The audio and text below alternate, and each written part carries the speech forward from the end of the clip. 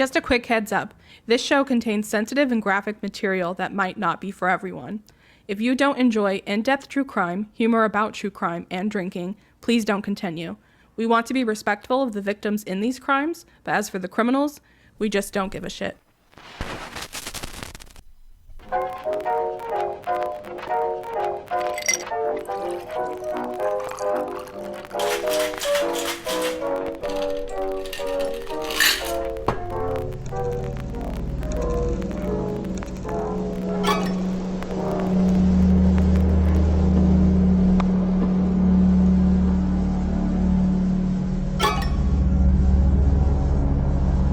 Welcome to Crimes and Cocktails, a podcast where we explore true crime while drinking a customized cocktail, created by Tabitha and Katie.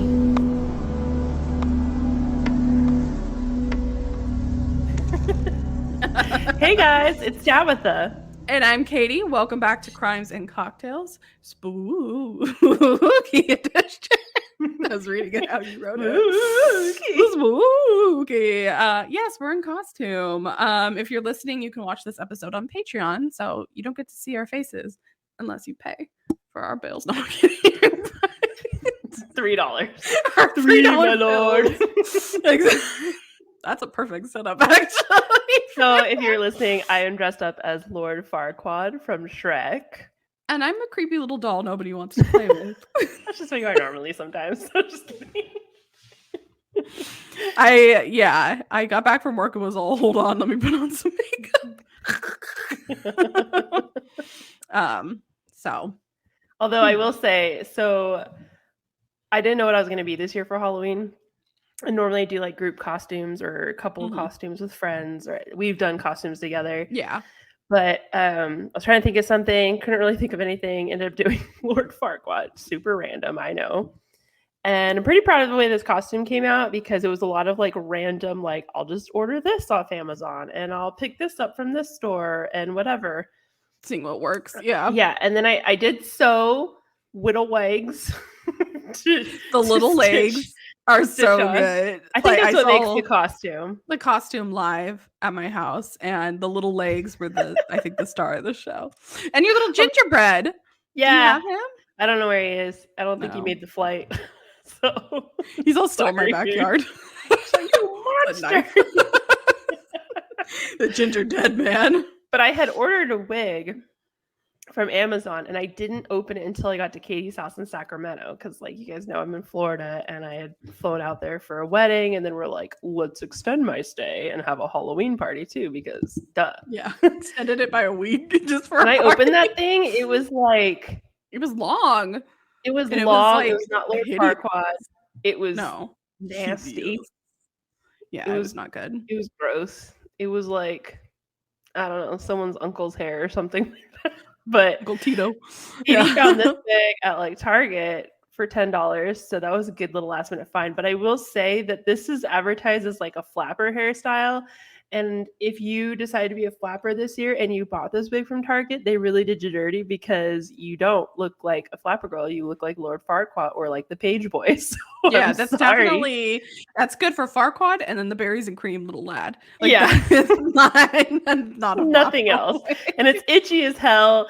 And like, I even got some weird stuff going on here. I mean, this costume is also just kind of falling apart right now because this is like day two of wearing it. So yeah. It's done its duty. I'm on my third costume of the season. So yeah. I did a lot of last minute costumes for like the last couple events because like when I came back to Florida, I went out with friends and they're like, you should be Lord Farquaad. And I'm like, it's like 85 degrees outside. What? It's going to be hotter inside. And like this costume, I have to wear a turtleneck, a cape, gloves, a wig, a hat, leggings, boots. Like it's many layers. It's a whittle legs. Yeah, exactly. So, yeah. Nah. Yeah, but you guys, our loyal patrons will get to see it. It's a good costume. It's so good. I mean, if you've already seen it on Instagram, I think we posted a picture there too. Oh yeah, that's true. Kitty was Lydia from Beetlejuice. Yes. Although, did you ever take a picture of Taylor? Because I don't think I saw one. We did get one together. Oh, yeah. okay. He submitted it to his work. for their costume nice. contest. Yeah. Nice. Mhm. Nice. Yeah, no, Halloween day, I was like actually super busy, so I actually didn't even end up posting any pictures of any of my costumes. I'll have to do that later. Yes, please. Please share. Halloween. We had like Like, a Tim Burton themed party. It was fun. yeah. It's great. I just pulled down the balloons today that you guys put up because it's trash night. So I was like, let's get Pop, those out of pop. here. Yeah, Taylor popped them all. And then because it's time for Christmas. Oh gosh. Skip Thanksgiving. No, Thanksgiving's on the 23rd, and then it's Christmas again. So, Oh, okay. One whole that's day. how it gets one day. And then actually no, it gets more than one day because then it gets until my leftovers are gone. And then it's Christmas again. So yeah. Well, we are here for our quote unquote Halloween special. It's a little delayed because life happens, guys. I was sick. Duh. I still kind of am sick. So sorry if I'm like in the mic sniffling because my sinuses still aren't 100% there. But my voice is back. Yeah. So yeah. Of course, it would have That's been like good. a creepy little, episode I know. there. The pit of despair. Cocktails. Yes. You don't want to go down there. Maybe we can do that costume next year. Oh my god. So this week we are finishing. Oh gosh, I got really excited there. No, because one of us could be the little albino assistant, and then one of you could be what is it? The 12-fingered or 11-fingered man. Oh, the 6-fingered man. 6-fingered man. Yeah. You could do a whole group costume. Taylor could be the wheelbarrow. The wheelbarrow. I mean, he can at least be like Andre the Giant. No, the wheelbarrow. He could be the cape. Brute Squad. You are the Brute Squad. All right. So this week we're wrapping up our like murderous movie theme. It's still spooky season. It's still spooky season. So that's why I'm itching through this Lord Farquaad. It's already this wig is actually really comfortable. I've been wearing it for like a lot of my costumes, and I'm like, maybe I'll work. On Saturday, I did, because I didn't want to do this, so I did like a very impromptu Wednesday Addams costume, but I went with the new Wednesday Addams because I had a black lace dress that was like perfect for it. Yeah. And I had my black wig that I wore last year when I did like In What We Do in the Shadows.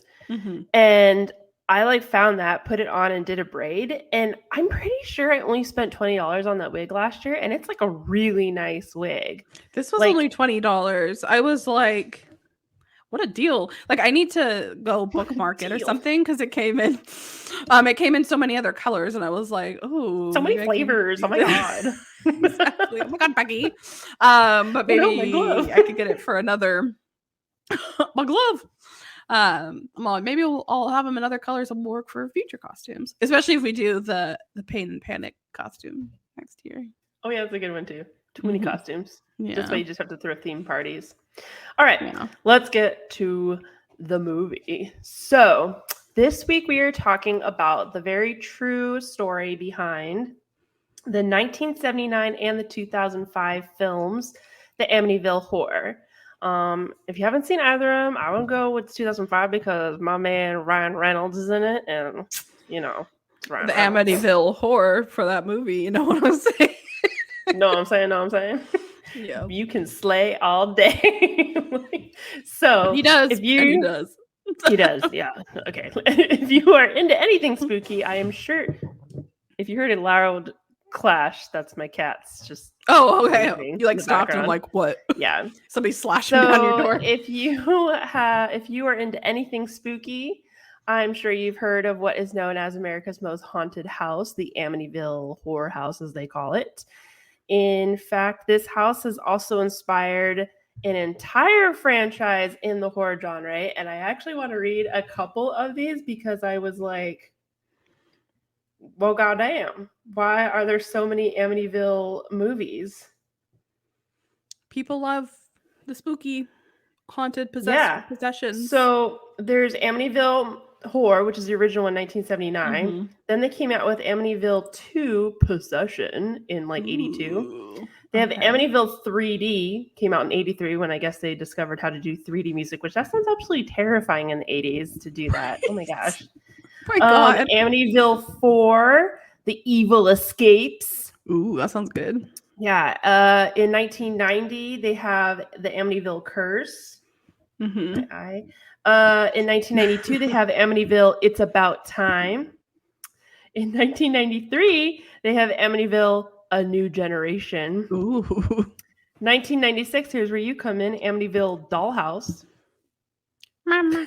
And then finally they end that franchise, and then they had the 2005 one with Ryan Reynolds, and then they made some more. There's Amityville Haunting in 2011, Amityville Asylum, Amityville Death House, Amityville Playhouse, Amityville Terror, Amityville No Escape, Amityville Exorcism. I even saw a shark one.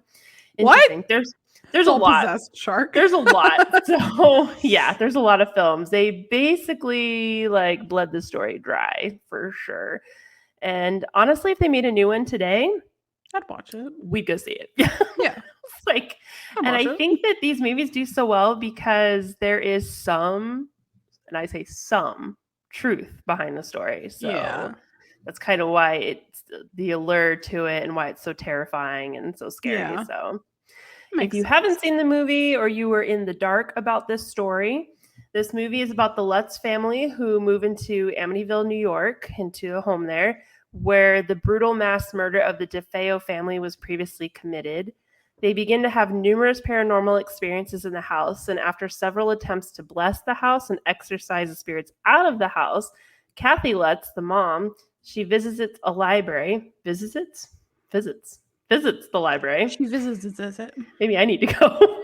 And she goes there to research this property's history, which I remember like in the 2005 when they have like the whole slide like projector, and I was like, oh, I need to go investigate stuff like that. That's cool. Yeah. Katie's like, that's what I do for a living. It is. I do that all the time. It's not investigating, cool. It's getting a paycheck. Yeah, there you go.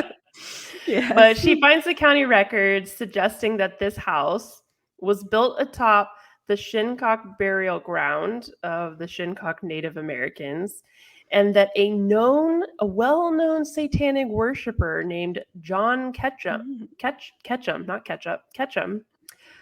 almost spelled the same, just an M instead of a P, had once Like lived on the Ketchum from land, Pokemon. and that he, I think they portray, at least in 2005, when I remember they portray that like Ketchum was like making human sacrifices and I think even torturing Native Americans and stuff. So it was a pretty gruesome scene.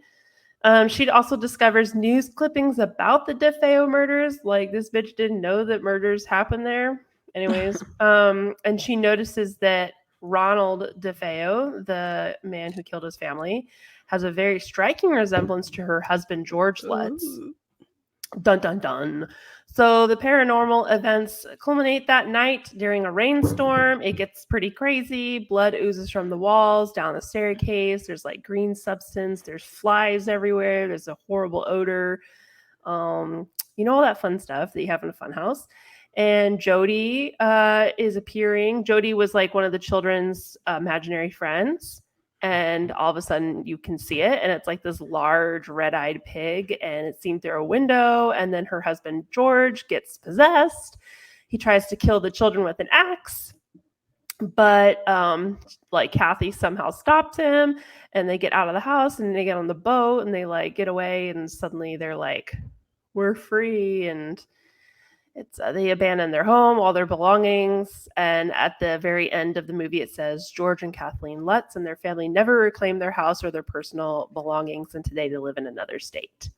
So, if you were like 16-year-old me watching this, which I watched at the movie theaters when it came out, and my parents did not know, and Did you do I was the terrified. whole ticket switch? That's what I used to And one of those ticket switches, I remember I definitely got in trouble for it. And it wasn't a movie that was even worth it. But this was like I had a friend in middle school who like grew up watching like horror movies, so she was super desensitized to all that. Yeah. And it didn't phase her at all. And I would always try to be brave and watch them, but I was like terrified the entire time and had horrible nightmares. So yeah. here's looking at you, Jess. Makes a lot. Thanks a lot for me doing it to myself. But Right? I was scared for weeks after this movie and what's the one with the tooth fairy? Darkness Falls. That movie really got me. It was like because I was already kind of scared of the dark, Yeah. and in that movie, like it's the tooth fairy, but she's not the tooth fairy. She's like some crazy spirit, and she can only get you when you're in the dark. So yeah, just combining all your worst fears. I think the first horror movie I ever saw was like Radio Silence, I think it was called. But it was about this guy whose wife died. Then he becomes obsessed with trying to contact her. But instead, he accidentally contacts like a whole bunch of spirits and demons, and they come and talk to him throughout like TV static and radio static. And he hears like voices through it. And so then it freaked me out because I was like 12, also not allowed to watch those types of movies, but I watched it at my aunt's house. And I was so scared because every Shout time out, I heard. Auntie. You listening? I would hear static from either like the TV because this was the bunny or days, and or through a radio station I was tuning, and I was always afraid I was going to hear something like or something like. Oh through the gosh. fucking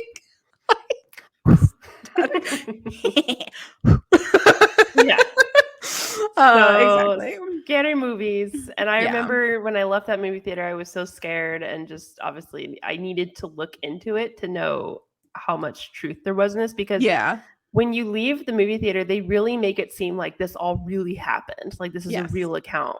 And so you're Yeah. like, oh my You're like gosh. 16, so you're like, my critical thinking Yeah. skills aren't there And when yet. this movie first came out in 1979, it was also the same thing. So as Yeah. you can imagine, there was a huge panic that went out and an And a lot of obsession at stuff. this time. This is Yeah. also during the time of the Warrens, Ed and Lorraine Warren, Yeah. and just a huge obsession with exorcism. The Exorcist also came out in the 70s. So there's just a lot of A that lot. going on in Hollywood. And Mhm.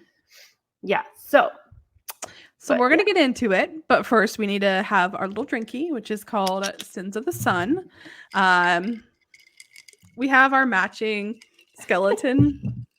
Yes.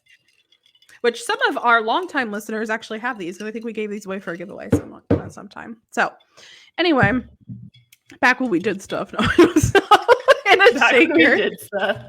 Yeah. We'll do stuff again. So in a shaker, add 1 scoop of ice, 1 ounce of mezcal, half an ounce of ancho reyes, half an ounce of capoletti, half an ounce of pomegranate juice, and 2 lime squeezes. But don't drop the lime in there. Shake, strain, and pour into a cocktail glass, garnish with a tahini half rim and dried lemon wheel floating on top. Full disclaimer, I am not drinking this drink right now. Me either. It's But delicious. sounds as fuck. great.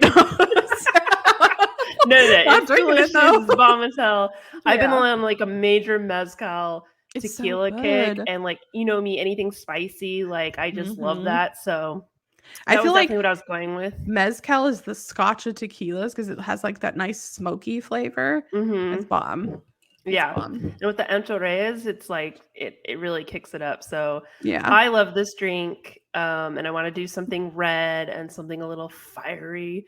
But because it is about 10:30 at night on my time, I'm drinking, but I am drinking Bailey's Kahlua espresso and some pumpkin spice. Some pumpkin spice makes it nice. So Mine's Brahmin pink lemonade. So, you can find this recipe as always. we don't on always our promise we're Instagram. drinking what we're promoting, but we are drinking. Yeah. You know, we would never not drink. So I got you. So Hey man, there are sober kids in the world. right. So, It's for the children. We're saving them from drinking. So I think that's for friends. So check it out on our Instagram, Crimes and Cocktails. You can also check it on our Patreon. Like Tabitha mentioned earlier, if you would like to become a patron, it is $3 a month. And you will get to see these occasional my lord. videos and have access to episodes early and our past little single shot episodes. And then as always, you can email us at crimes.cocktails@gmail.com. Yeah. Send us your stories or say hi. whatever you want. Just no dick pics. But No. anyways, so let's go to the beginning. In the beginning. Go back to the beginning. So here I am. I always have to make that joke. I can't not. I'm sorry. There's certain trigger words that I hear them. I'm like, I gotta make. I also really wonder how many people listening even get these trigger words and these. I don't know. These quotes. I don't think so. I don't know. Well, physics said to go back to the beginning, so here I am. All right. So first, John Ketchum. Let's just cut to the chase on this one. So, John Ketchum and the Shinnecock Native Americans are both real. They did exist. However, as you might expect, they are nothing like what's portrayed in the movies. So the Shinnecock Native Americans resided nowhere near Amityville. Like, besides, all of the Native Americans on Long Island were part of the Montaukett Nation, which I am probably mispronouncing that, but Montaukett. Oh, I don't think that's it. I don't know, but different tribes. It was the Europeans that placed names on inhabitants of the local areas, as you guys know that, but it's they were not in that area. I think there was an account of maybe one member or two of the Shinnecock Native Americans, but it was like 10 miles away from Amityville, which 10 miles back then was a lot farther than it is now. So yeah, not close to the house. So yeah, there's no record that there was ever an Indian or Native American burial ground or cemetery. I'm sure there were Indian people there. Yes, there's none of that either there. But not Native American. Not me turning as red as my cape right now while Katie watches me. So, but there's no record of a Native American burial ground there, or anything on Ocean Avenue, which is the street that the house was on.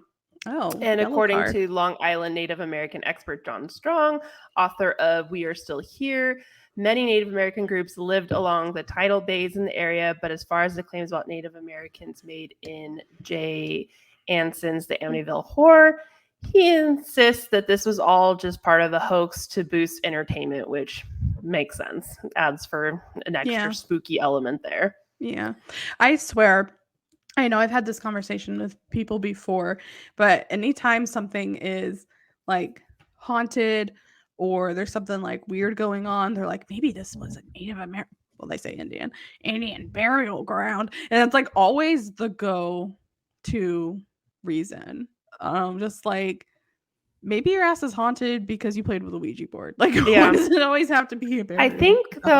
I think that's because that's the like oldest, peoples that lived here. Whereas like, if we were somewhere else, like in Europe, genocidal guilt. That's what it is. Yeah. That's not a ghost. That's just your stomach turning with guilt. But like if you when we go to like Ireland or whatever, and they talk about haunting, it's like the Vikings and stuff like that. So I do think everywhere has their people. They're trying to go back to the oldest, like group of people that they can think were there at that time. But it's funny though, because you never really hear about Native American ghosts. It's always like some white lady in some 1800s dress or some kid that escaped the insane asylum. It's never Chief Big Feather or anything like that. So it's like, was my grandfather. No, I was kidding. I was like, I haven't seen him, so I don't know. But anyway, so representatives. Also, I'd like to say that's not Tabitha trying to call somebody Chief Big Feather. My family's last name is Big Feather. There were no chiefs, but I just need to point that out. I guess that does make me sound like I'm somehow pointed. Yeah, that was a personal. No, that's just my family's last name. That's actually her family's last name. So, it just sounds like a stereotypical name.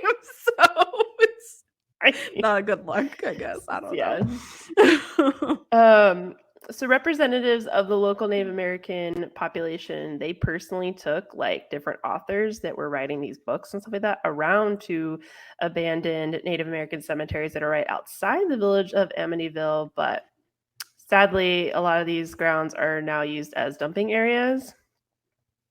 But history from the Native American, like all of their history has been actually pretty well preserved, like orally. So if a burial ground did exist where that house is, or the street that the house is on, there would be like a record of it or something like that, and there's not. So Yeah. no cemetery. Yeah. So John Ketchum, very well real, but not a witch or a Satan worshiper. The devil. Yes. So he was not making like human sacrifices. He came from Ipswich, Massachusetts, which is a community near Salem, the more famous Salem, and settled in Huntington Township on Long Island. While he was in Massachusetts, John Ketchum acted as a representative to local government there before he returned to Long Island, where some of the family resided. He eventually became a prominent figure in Huntington before his death in 1697. Huntington is more than 10 miles away from Amityville, just to place it. Yeah. I also read that there were a lot of Ketchum members of the family, so I wasn't sure if this was like if this was actually like a direct like someone to his direct line, but John Ketchum, I think I read, what's it called? Now my brain is gonna founded Indiana. Oh, interesting. Or something around that area. So some of the towns in Indiana he like founded. So I don't know. When the first John Ketchum I read was nowhere near any of this and had like relocated to Kentucky and Indiana. And then I went back farther and then I found this John Ketchum. So I was like, this is probably the one they're trying to refer to, just because there's a Salem correlation there. But like, I highly doubt that he would be practicing witchcraft around that time frame. So if you saw what was going on. I know, he's all just kidding. I like my neck. I like not being burned. I like not being crushed. All right. So now that's going to bring us to the construction of the actual house, which was at 112 Ocean Avenue in Amityville, New York. The 5 bedrooms on Ocean Avenue. That's what I keep thinking. I'm all yellow card, man. This is what they were talking about. The 5-bedroom, 3-bath house was built in 1927 and fashioned after a Dutch colonial home with the famous shutter eye windows that are featured on literally every movie cover because they're spooky, I guess. Yeah. Because I had a friend, the one actually that I talked about the horror movie stuff with. If you're listening, hi. But she moved to Tennessee, and the first house that they lived in, I went to go visit her, and they had windows like that. And I was like, oh, I don't want to stay in your house. I'm going to get axed. It was also like out in the woods, you know? So I was just like, no. She likes horror movies so much. She became one. No. So in 1965, the DeFeo family purchased this home. So it was already pretty old by then. So Ronald Joseph Big Ronnie DeFeo Sr. was born on November 16th, 1930 to parents Rocco and Antoinette DeFeo. Rocco. It was said that when he was younger, Big Ronnie was slender, handsome, and had a powerful gaze reminiscent of Rudolph Valentino. All right. Whoa, that's quite the striking image. Yeah, I don't know. Yeah, I know. I saw it was in quotes. I guess I just not me comparing him to Tabitha was all reminiscent. Let's look up Rudolph Valentino. I know, you should get a picture of him up for those who are watching the video. He also looks kind of serial killerish here in this one clip. Okay, but I could see it. Yeah. Okay. Small. I guess in 1930, I'd been like, get it, Rudolph. I don't know. You could play my reindeer. He looks like a pretty boy. Yeah. Not my type. All right. So Louise Marie Brigante was born on November 3rd, which is tomorrow, 1931, to Michael and Angela Brignett. Louise was also considered a total babe. She wanted to pursue a modeling career. So after a brief courtship, Big Ronnie and Louise got married. Since the Briganets disapproved of Big Ronnie, they cut all ties with the newlyweds until September 26, 1951. That's sad. When Ronald Joseph DeFeo Jr. was born. Later, Big Ronnie would work as a very successful car salesman for Louise's father. I could see that guy, like the picture you just showed, being a car salesman. Yeah, because the grease tear. Yeah. I think I was actually just talking about this with someone, is that it's very common, like if parents don't like who you're dating or who you get married to or something like that, that like if you do marry them, they often will like cut ties or whatever, but often grandbabies somehow bring them back around because we're like, oh, I wouldn't let them. If they cut ties with me, I'm like, you get nothing. Like, because I know that your feelings money haven't changed. Money changes everything. Money changes everything. We were having conversations about my debut for this episode. Just started. Yeah. Money changes a lot of things. There's a lot I would change my mind on if the right check amount was. They say money doesn't bring happiness, but it sure puts a smile on my face. Nothing to see, just a dead elf. Dead elf. Another quote that 1% of our listeners get. Candace, looking at you. So growing up, Ronnie Jr., which his nickname was Butch, Big Ronnie and Butch. So he did not have the best relationship with his father. Big Ronnie, the dad, served as a I want to be Big Ronnie. Big Ronnie. You're little Ronnie. Big Ronnie. Yeah. Big Ronnie was like a domineering authority figure, and he engaged in hot-tempered fights all the time. And he would focus a lot of his temper and anger onto his firstborn, which we're not gonna call him Butch because it's gonna get confusing. I'll either call him Ronnie Jr. or DeFeo just because of this case. Yeah. Luis's brother, so DeFeo's mom, Michael Brigante Jr., he would later testify at the DeFeo trial about an incident that he witnessed when Ronnie Jr. was just 2 years old.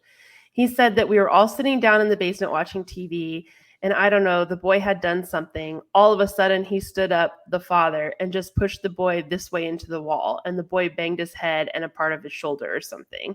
So, obviously, if you were throwing around your 2-year-old son into walls and banging his head and shoulder, you're a straight up abusive father. So terrible. As a child, like I said, we'll call him Ronnie Jr., was extremely overweight, and he would remain so until his later teenage years when he began using amphetamines. So as you can imagine, growing up chubby, like in the 50s and the 60s when bullying was in its heyday, like I'm sure was back when you could still bully a kid without repercussions. Yeah, when you're like getting like high five for bullying people, like so horrible. It's funny when you watch these like old movies and they're like, oh yeah, give that son a hold, and you got the dad like joining in on it too, and you're like, yeah, but like, you guys? Yeah. So and then therapy was discovered. Yeah, like 30 years later, but. Yeah. So kids would make fun of him a lot. They'd call him the Blob. They'd call him Bucky Beaver. They call him Pork Chop, which obviously this kid is getting physically and probably verbally abused at home. And then he's going to school and now he's getting, the same shit. Yeah. Yeah, the same shit. Like, I'm sure he's getting pushed around. I'm sure, it's just the psychological abuse here, like that's happening to this poor kid growing up. Like, I don't feel bad for him as an adult, but I feel bad for him as a child. So, yeah. On July 29th, 1956, Louise gave birth to a daughter, Dawn Teresa DeFeo. And a few years later, on August 16th, 1961, she gave birth to Allison Louise DeFeo. And then again, a year later, on September 4th, 1962, she gave birth to Mark Gregory DeFeo. Sometime after the birth of Mark, Louise decided to leave her husband for reasons that remain unclear, but I feel it has probably abuse. Yeah, to be honest. I'm just going to go here on a whim and think that might have been it. I guess. So to get his wife back, Big Ronnie decided to put his writing talents to good use. Didn't know he was a writer, but apparently he is. And he's actually a pretty damn good one because he was able to co-write a song called The Real Thing. And in 1963, one of the jazz great artists of that time, Joe Williams, recorded this song for his album, which it's on the album One is the Lonesome Number. And I'm going to play you guys a clip of this song. A little music. A little music.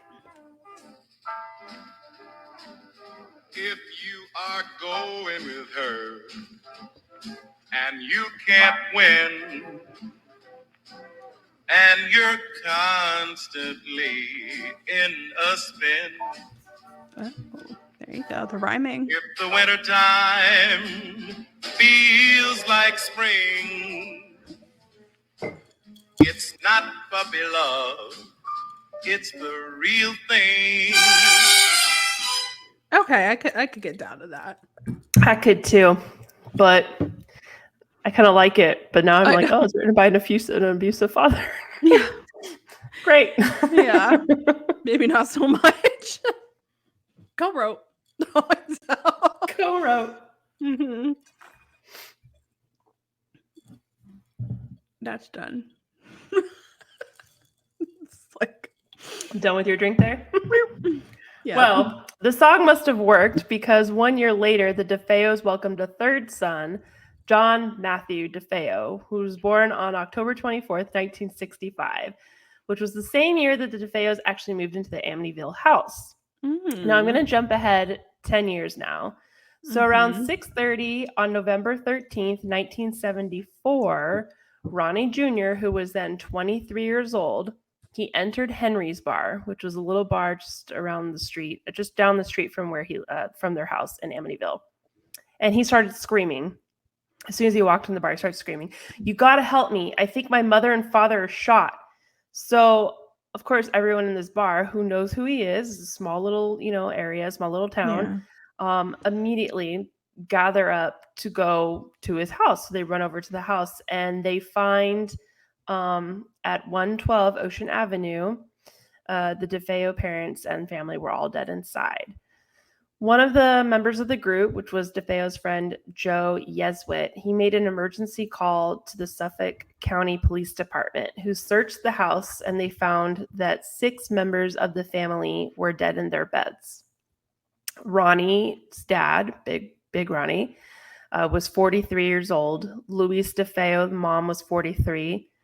His sister Dawn was 18. His sister Allison was 13. Mark was 12. And John was 9 years old. All of the victims had been shot with a .35 caliber lever action Marlin 360 rifle, which I don't know what that means, but I saw pictures of it. Sounds big. Exactly. Yeah, it was a big rifle. So I was like, for you gun people that know what that is, kudos. I don't know, but there you go. I saw it was a big rifle. So they determined later that the victims had been shot around 3 a.m. that morning. It's now, 6:30 at night. The children had been killed by single shots, while DeFeo parents had each received 2 shots. Physical evidence suggests that Louise DeFeo, the mom, and her daughter Allison, who was 13, were both awake at the time of their deaths and actually bled out, which is horrific. That's so sad. Yeah. According to the Suffolk County Police, the victims were all found lying face down in their bed. So at first, DeFeo tried to claim it must have been a mob hitman that attacked his family. But it did not take him very long to come clean and confess that he had actually done the shooting. But what takes this case to the global kind of like, celebrity status almost that it did. Yeah, that it is now. Was what he was claiming the reason why this happened. So he claimed that he was in his basement and he was watching TV and that he had passed out. And when he awoke, the TV was all staticky and that he saw a dark figure walking towards him and it handed him the rifle and it told him that he had to go and kill his parents and his family. And he said that it was a demonic spirit They gave him the gun, possessed him, and used him to murder his family. All 6 of the victims were found face down in their beds with no sign of struggle. So this had police kind of confused. And also the neighbors didn't say that none of the neighbors reported hearing anything, like any gunshots or anything like that. And there was no silencer on this rifle. And they also didn't find any sedatives in any of the victims' blood too. So they're trying to think like why would this happen? Yeah. So obviously that kind of gives this case just that extra sense of like eeriness, like maybe something weird is going on here. So, so now we're gonna, it does, and this hits the papers. Papers run wild with it. It's also really weird that actual like news sources, like imagine CNN or Fox News or BBC News reported that a man was possessed by the devil and murdered his family, and they reported that as fact. That's what's wild to me about this case that we'll get into a little bit more. But we're gonna dive. What you just heard is pretty much the most, I think, of like what anyone's really heard, to be honest, aside from like what happens to the trial. Yeah. So we're gonna dive a little bit more into the DeFeo story that no one really talks about. So as we mentioned earlier, wow. DeFeo and his dad had a very volatile relationship. His father seemed to have fits of abuse and a very short temper. As DeFeo matured, he began lashing out physically against his father, as well as a few of his very few friends. His concerned family took him to a psychiatrist, but the visits didn't sit well with DeFeo, who denied that he needed help, which is common. Which is also like, why was none of this ever brought up before? That he has history here, you know? Yeah, like this is typically in a murder case, you would be looking at this sort of thing before you jump straight to the devil. So, the devil. All right. So the trips to that's another one where I'm like, all right. So the trips to the doctor stopped. And in their place, DeFeo's used the incentive of cash and presents, including a $14,000 speedboat in the hopes that the gifts would placate their troubled son, which if I had been given that to as a kid, I would have been like, watch my troubles disappear. Or increase. So I could get some more. Yeah. But I mean, if you shoot the hand that feeds, not so much. So, but the new tactic only made the problems worse. Like Tabitha said, by the age of 17, DeFeo had become an LSD and heroin user, and was expelled from school for violent outbursts. He's like, I'm trying to get that $100,000 yacht. In spite of his academic setbacks, the DeFeos continued to reward their son. At the age of 18, DeFeo received a prized position at his grandfather's car dealership, with little to no expectations. He had also earned a weekly stipend from his father, regardless of his attendance or job performance at work. So DeFeo funneled this salary into his new car, another present from his parents, as well as guns, alcohol, drugs. The normal stuff. The good stuff. I have a feeling a lot of this has to do with feeling guilty for the abuse Big Ronnie administered earlier in DeFeo's life. And also just obviously not knowing how to parent at all. Yeah. Like, it's like they don't want to deal with the problem. They're probably just like, it's like giving a pacifier to a baby, like, who won't shut up. Like, I just need you to just stop. And then I've seen it too with like, divorced parents where they just spoil the shit out of a kid, kind of just trying to like, well, see, I'm not the one that's like, punishing you or disciplining you. So here's your money, which I wish that had been my experience. So I'm owed a lot from all those divorces. I'm owed a lot in back. Oh gosh. So DeFeo's oh my gosh, back taxes from my misery. Yeah, I'm sending invoices. I got bills to pay.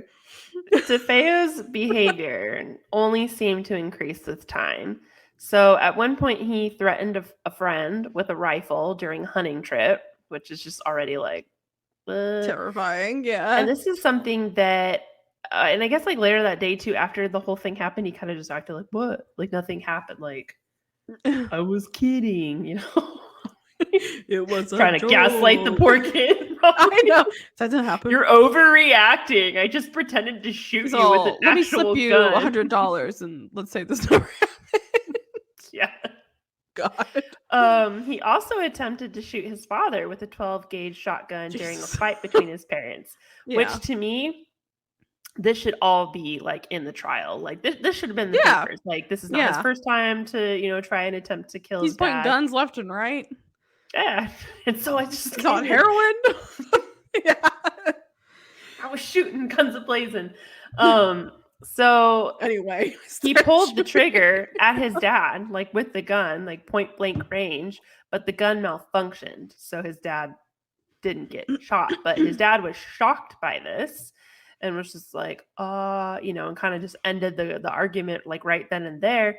But I'm like, that should have been your incentive to be like, let's get this kid back on therapy. Let's take away his guns. Yeah. I also, if I was abusive parent, I would not be that stunned.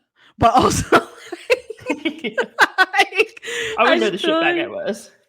Yeah, but obviously that's just at this point what happens. Man, these bangs or something. I keep getting little hairs in my face and like itchy, and then I'm like, oh, I can't keep itching. This one right here is like what's really bothering me. It's just like it's like a side alfalfa. I don't know what's going on. The headphones still out. Yeah. My bow mirror on the wall. My bow. Am I not the fairest of them all? Oh God, she's hideous. So, not you, just the quote. So, in 1974, DeFeo. I just realized that quote can sound like that. I'm like, it's a quote. It's a quote. You're beautiful, even just as Farquaad. You're so beautiful. Hey, precious. This is why we don't drink. Okay. In 1974, DeFeo, feeling irritated by what he believed a meager salary. I can't even talk. A meager salary, plotted methods to embezzling money. Which I really want to know what this guy. I want to know what meager is. Yeah. I feel like I have a meager salary. I want to know. I need to know. What was meager in 1974 at your job you didn't have to show up to, dude? I don't know. So in late October, the dealership entrusted him with the responsibility of depositing more than $20,000 to the bank. DeFeo planned a mock robbery with a friend, agreeing to split the money evenly with his accomplice. The plan went off without a hitch until police came to the dealership to question him about it. Instead of calmly answering the officer's questions, DeFeo exploded into a rage. When police were suspicious that he was lying, asked him to come into the station to like check out different mugshots of possible suspects, he refused to comply. It's like, dude, act cool. So, Ronald Sr. began to suspect that his son had committed the robbery. But when he questioned his son about the lack of cooperation with police, DeFeo threatened to kill his father, which like guilty. Also, like the second time he's already, kind of. Yeah, and which friend is helping him? He pointed the rifle at, or is this like another one? Like, what is this? How do you have friends like this? No. In the early morning hours of November 13th, 1974, DeFeo actually acted on that threat. So like we said earlier, using a .35 caliber Marlin rifle from his secret gun stash. I guess he had purchased this gun like shortly before this murder, so kind of his meager salary. His meager salary. Yeah. Report guns, dude. I don't know. He entered his parents' bedroom and shot them both while they slept. Then he entered his brother's bedroom, shooting them both in their beds, and then he ended by shooting his sisters point blank in their bedrooms. All the murders took place within 15 minutes. And actually, I think I have that wrong. I'm pretty sure he murdered his parents first, then the sisters, then went upstairs to the 3rd floor. This is a 3-story house, and then there's a basement. So it's almost like there's 4 levels. The parents' house and the sisters, the parents' bedroom and the sisters' bedroom were both on the 2nd floor. Yeah. And then the 3rd floor is where the little boys slept. So I'm pretty sure, either way, it all happened very quickly and is like within 15 minutes. The entire family was annihilated. DeFeo then calmly showered and he dressed for work. He collected the bloody clothing and he collected the rifle in a pillowcase. He dumped the rifle in water like down the street. And then he threw his bloody clothes in a storm drain like while he was driving to the work. And he got to the dealership at 6 a.m. When he got to work, he called his house to ask where his dad is because dad's not at work. The devil asked him to do that too. The devil asked a lot of things. So he pretended to not know why his dad hadn't shown up for work. That's so strange. And then he said he was bored around noon and left and spent the day with his friends, which I'm just like, must be bruh. nice. Bruh. And then he decided to secure his alibi by telling everyone he had seen that day, like, I haven't heard from anyone at home. That's so weird. Haven't heard from anyone at home. What's going on down there? So weird. And then at 6 o'clock, he calls a friend saying, that he thinks someone broke into his house. And then at 6:30, he enters the bar for help. So do we still think he was possessed? Or do we think he's just a selfish prick who thought he could get away with it? Because I'm leaning more towards the latter.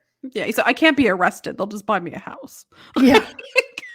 So at first, DeFeo immediately, almost within minutes of when the police show up and everything, he just starts accusing, which apparently must have been a well-known mafia hitman, Luis Fellini. And how do you just have that name in the back? I don't understand I don't that know any one. Mafia hitman names.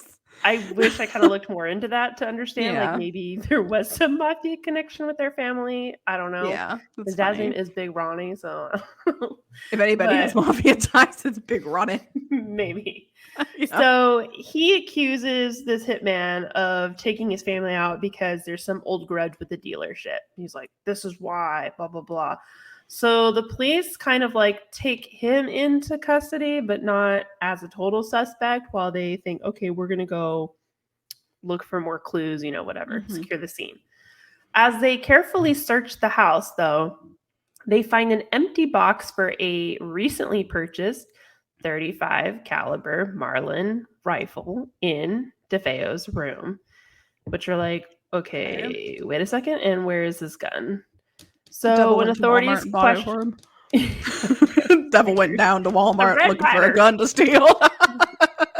So the authorities questioned DeFeo about this new evidence, and he starts changing his story, of course, because he has no backbone, can't keep to one story. Yeah. So he says, well, actually, what happened is, because they also tell him, it's very obvious that they were not just murdered, they were murdered early this morning, which means you would have been home. So they also kind of do that too. But DeFeo then says, well, Fellini appeared at the house really early in the morning, and he put a revolver to my head. And then he said, and then another accomplice showed up and they dragged him from room to room as they murdered his family in front of him.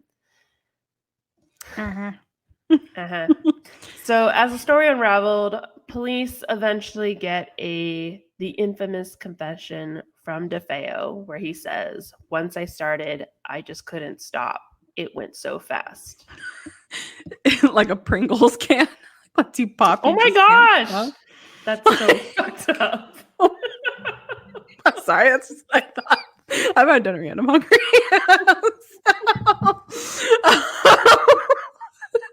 Once you pop, you just can't stop. Yeah, exactly. I want Pringles though. That sounds so good. Anyways, DeFeo's trial. This is not the episode I get canceled on. We already know that. So. Long past that. There's other episodes we said worse. All right, so DeFeo's trial began on October 14th, 1975, nearly a year from the date of the actual murders. DeFeo's defense attorney, William Weber, attempted an insanity plea for him, and the murder suspect told jurors that he heard voices that told him to kill his family. The psychiatrist from the defense, Dr. Daniel Schwartz, supported the claim, saying that DeFeo was neurotic and suffered from a dissociative disorder. But the psychiatrist for the prosecution, Dr. Harold Zolan, proved that DeFeo suffered from antisocial personality disorder. The illness made him the defendant aware of his actions, but was motivated by a self-centered attitude. Which I totally see that. Agree with. Yeah. Like, I think something's for sure off with him. Yeah. And he needs, like, you know, actual medical attention with that and everything. But I do think I don't think he was very much crazy. aware of what he was doing. Yeah. Obviously, you know, he had no discipline outside of abuse that, you know, when as a kid he did not deserve. But then when he was older and started acting out, he was not. Everything he's done, like, you know, the couple things that we talked about, they're all just selfish motivation, like trying to steal money from his job, you know, getting in an argument, getting frustrated and trying to shoot his dad. Like, it's just selfish. Yeah. So at one point, DeFeo tried to use self-defense as a defense, saying that the family was planning to kill him. In their pajamas in their beds. I don't think that when you're lying on your stomach, that you're trying to kill anybody. Yeah, and I don't think your 9-year-old brother was also trying to kill you. Right? So. Like every single one of them, your 9-year-old brother, your like 12-year-old brother, and 13-year-old sister. No. Yeah. So jurors agreed with the assessment and on of the antisocial disorder. And on November 21st, 1975, they found DeFeo guilty on 6 counts of second-degree murder. He was sentenced to 6 consecutive life sentences and was sent to Green Haven Correctional Facility in Beekman, New York. Now, while Ronnie Jr. was the only one who was charged and convicted of this crime, there are some conspiracies and maybe some evidence that point to other things, like that there was a second or a third person there, that another gun was used. And there's even some implications that the oldest daughter, Dawn, who was also killed, was somehow involved too. So Dawn equally hated her parents, like as much as DeFeo did. And she was also using LSD and other drugs. And she had a boyfriend in Florida who she really wanted to be with. But her parents did not approve of this. And so the theory is that Dawn approached DeFeo about murdering their parents so that she could go off and live with her boyfriend. There's an affidavit from her boyfriend where he does talk about how she was like very like obsessed with him and a little bit like unpredictable, and she really didn't like her parents, and that she was using drugs, and that she very much like was driven to find any way possible to come be with him. So there is that. Here is the alternative. Oh, also they did find gunpowder on her fingertips, which could imply that she did also shoot a gun. Okay. So there's a few things. So here's the alternative narrative. And this is all, I'm taking this from, this is all in quotes. So, in sense that her father was preventing her from joining her boyfriend in Florida, and she was worn out from the years of physical abuse, Dawn DeFeo approached her older brother about killing their parents. Butch, if you guys remember Ronnie DeFeo Jr., that's his nickname, Butch, initially refused. After a culmination of drugs, alcohol, and desperation over the next few hours, Butch finally came in to Dawn's ghoulish request. Employing his 2 friends, Butch and Dawn left the safety of the family's basement and headed to their parents' bedroom on the 2nd floor. It was around 1 a.m. on November 13th, 1974. While one friend waited as a lookout, the other, with his Colt Python, followed Butch, who had armed himself with a .35 Marlin rifle. A votive candle was burning on his father's dresser, and the 2nd floor bathroom light and a military-style flashlight, later recovered by the police, on the brown recliner in the hallway outside the master bedroom was their only light source. The parents were attacked while they lay in bed. Mr. DeFeo, however, was able to struggle to his feet to attempt a counterattack on his assassins. A second bullet struck him dead before he was able to reach his target. Louise DeFeo, mom, she lay in bed, moaning for help as she slowly bled to death. A second bullet would silence her for good. Although the original plan called for the younger children to be taken to the grandparents' house in Brooklyn, Dawn, according to Butch, killed them to eliminate the children as witnesses and potential threats. Butch claimed he was not in the house at the time of the children's murders, but was giving pursuit to one of his friends who had fled the scene in order to lure him back to assist with the cleanup. Even while feigning insanity at trial, Butch DeFeo never admitted to shooting the children. Now, one could only imagine the horror on Mark's and John's faces when their big sister entered the room with a rifle. And remember, this is all in quote. This is not me saying this. Yeah. Dawn callously ordered the boys face down. And there's a clue that the DeFeos were awake at the time of the murders rests in their final position of Mark DeFeo's body. Because so Mark was one of the little boys. He had a pretty severe injury from football where he was stricken to a wheelchair. And it was so bad that like he needed help to even turn in his sleep or turn on his side or anything like that. So he would typically lay on his back when he slept. And so the fact that he was turned over and face down was very like, why would he be in that position unless someone placed him there like that? So he was shot face down in the bed. And the prosecutor confirmed this fact at the DeFeo trial. The next room that Dawn entered was Allison's. Standing in the doorway, Dawn raised the rifle, taking aim as Allison slightly raised her head to look before the muzzle flashed. Death was instantaneous, and a bullet impacted Allison's left cheek and exited her right ear. So, Butch, upon his return and enraged at the senseless murder, confronted Dawn DeFeo in her third-floor bedroom. After briefly wrestling for the gun, Butch got the upper hand and slammed Dawn against the bed, knocking her out. As she lay unconscious on her bed, Butch placed the back of the rifle to Dawn's head and fired. The murderous spree had finally ended, but the cleanup had just begun. Of course, they had a little bit of flair there. Yes. The other accomplice named by DeFeo on January 1st, 2001, the man refused it. That's not when he named. That was when he died. Oh, sorry, I missed the word. Died. But then he died. He died. So anyway, that guy died. The man refused an interview or a chance to clear up any speculation over his involvement. Yeah, during so the trial, DeFeo had named his like sister as an accomplice, and the other friends earlier on. That those names were not released to. I couldn't find them anywhere. I'm sure they are somewhere. I just probably didn't dig deep enough. This case is like kind of wild, and I'm not gonna lie, it's really hard to find the truth in what I could find because there's all like the fanatic stuff. Yeah. So during the trial, the medical examiner was, quote unquote, mystified that one gunman could have done all of this with one gun. Retired NYPD detective Herman Race, who was hired by Luis's father to investigate the case, also stated that there was no way one gun could have shot everybody. There had to have been a second shooter. Luis's parents could not believe that their grandson could have done this heinous crime all by himself. Every time I hear heinous, I think of DeFeo.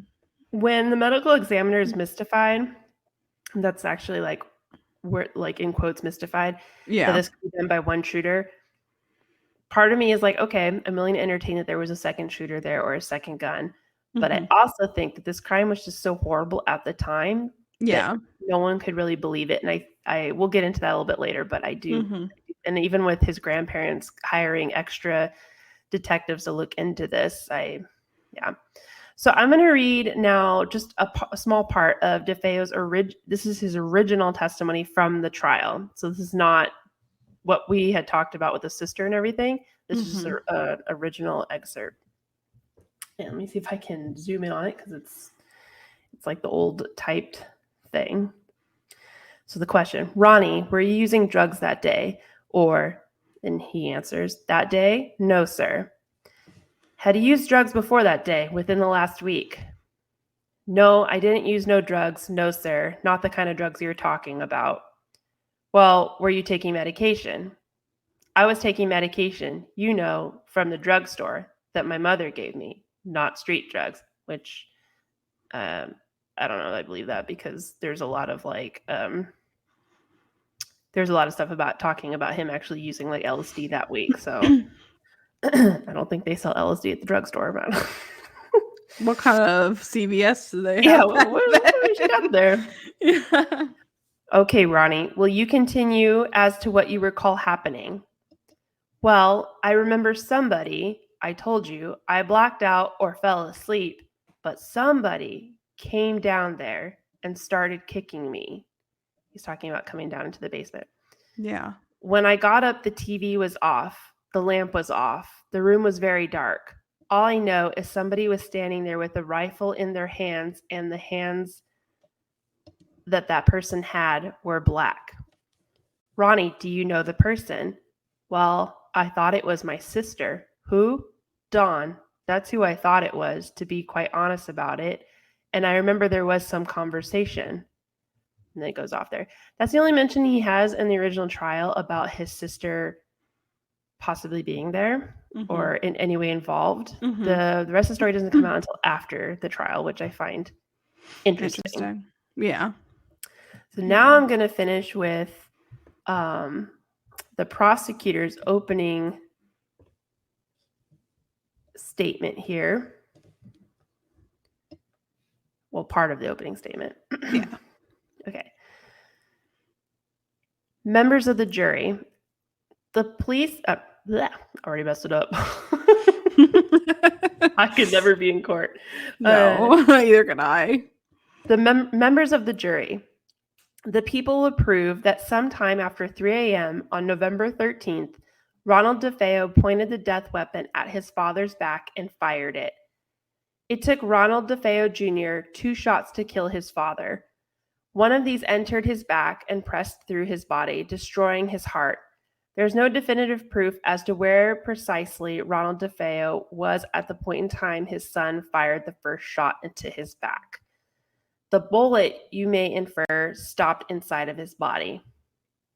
So they can't determine if the dad was standing up when he got shot or if he was lying down or whatever at that first back. So yeah, like what they're saying about the second story with the sister, like they can't really confirm on that. Yeah. Testimony by the deputy chief medical examiner who examined this body as it was found laying face down in his bed, combined with his autopsy conducted later that night at the medical examiner's office, will show the trajectories of each bullet which entered his back are different. The difference in the angles of these bullets entering the body, combined with certain other evidence in case you will learn of, may cause you to conclude that this defendant first shot his father after he had gotten up from his bed. And then, therefore, the body of his father, was placed back into bed, later to be found by the police. Okay, then I'm going to go down to the younger sister, Allison, that he's talking about. This is still in the opening statement.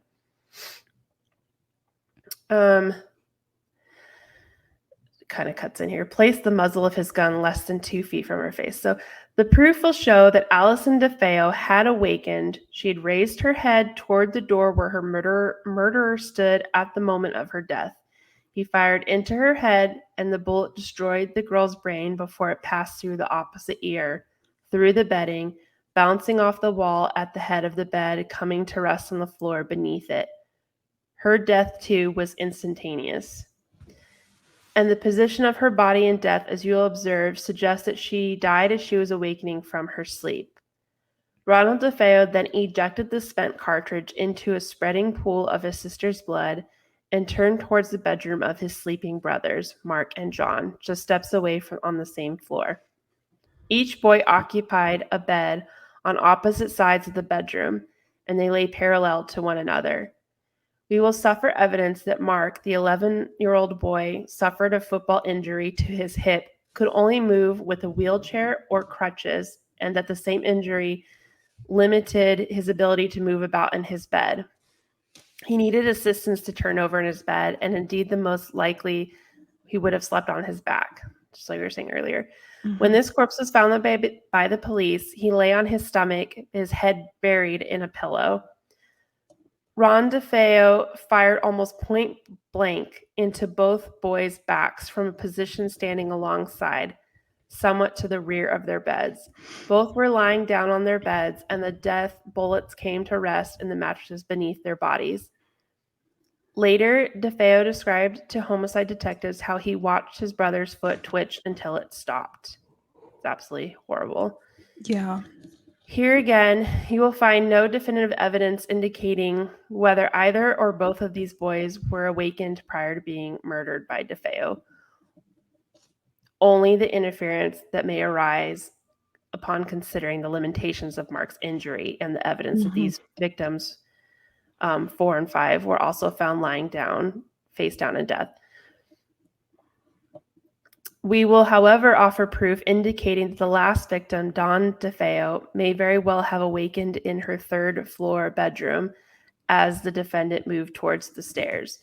So it's kind of fuzzy. Like they can tell that she was the last person murdered, and they can at least tell that she probably was awake when her murder happened. So it's very fuzzy. I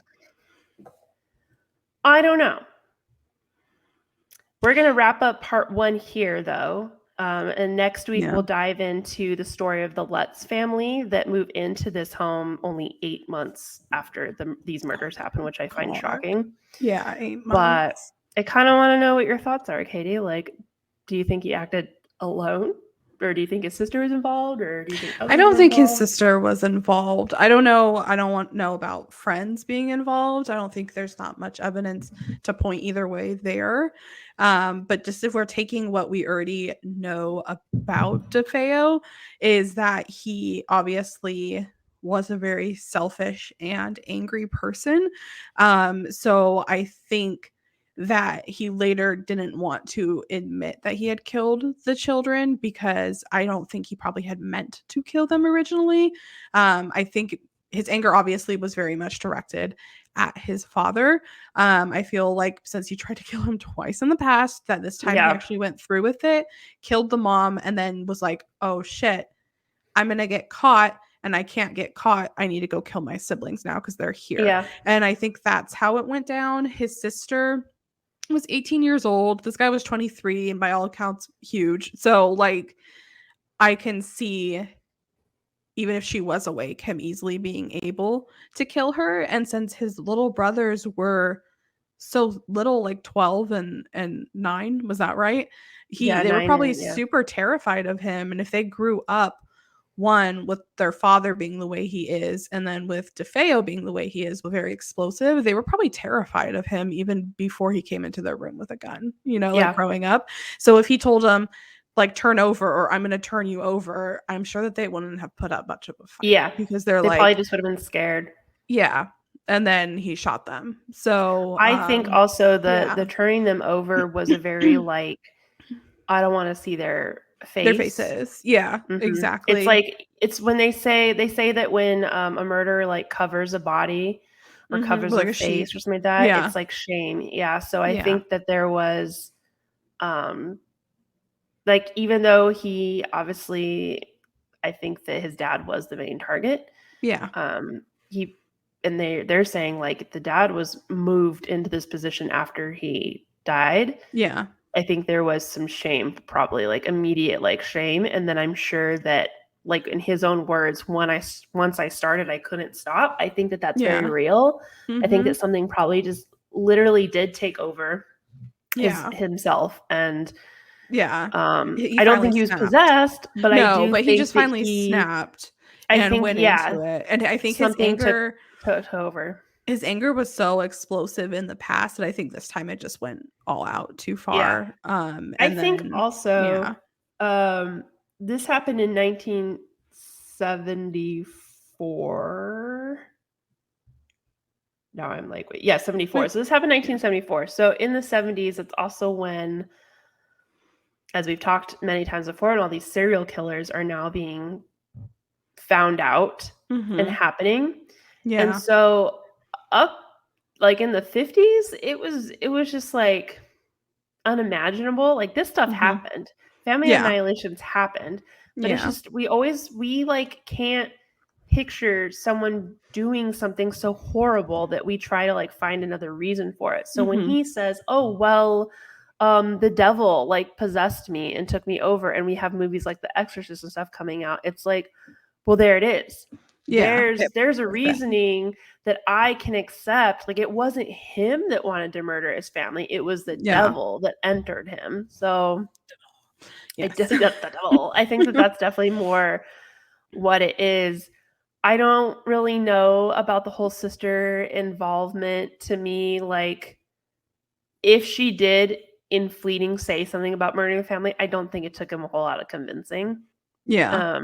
And I think that he never wanted to really talk about murdering his brothers because it's just too shameful. I will say, though, there's so many like conflicting things. So if you're listening to this podcast, you probably heard me say something about, their bedroom floor was on, or what floor their bedroom was on, or he never mentioned killing his brothers and stuff like that. But then you read in a different well-sourced that you watched article, their foot move, or that Dawn's room was on the third floor, not the first floor. Yeah.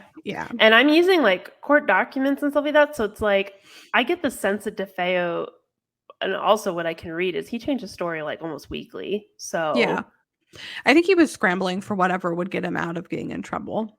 Yeah. Because he wasn't used to getting in trouble. He was used to getting bribed. And so when he was actually faced with real life consequences, he didn't know how to handle it and just scrambled for what he could to get out of it. Which would be why he probably said, "Oh, well, it was Dawn," like after the fact. Because he's like, "Oh, well, maybe if I say it's Dawn, they'll give me a lighter sentence, or whatever." And like years after that, he did try at some point to blame it entirely on Dawn, and then he tried to blame it on someone else. And then he tried to like sue his lawyer for like selling a book about his demon possession. And then he's seen in a lot of documentaries talking about, I was possessed by the devil and this happened and I would hear this happen. So he's just reaching all for over the place. Yeah, definitely mentally unwell for sure. Yes. But I think some of it is conditioning, like we talked about over the years. And I think he was very aware of what he was doing and just so selfish, so narcissistic that he didn't really give a fuck. So so we will pick up the rest of this so we can dive into more of the supposed paranormal spooky stuff.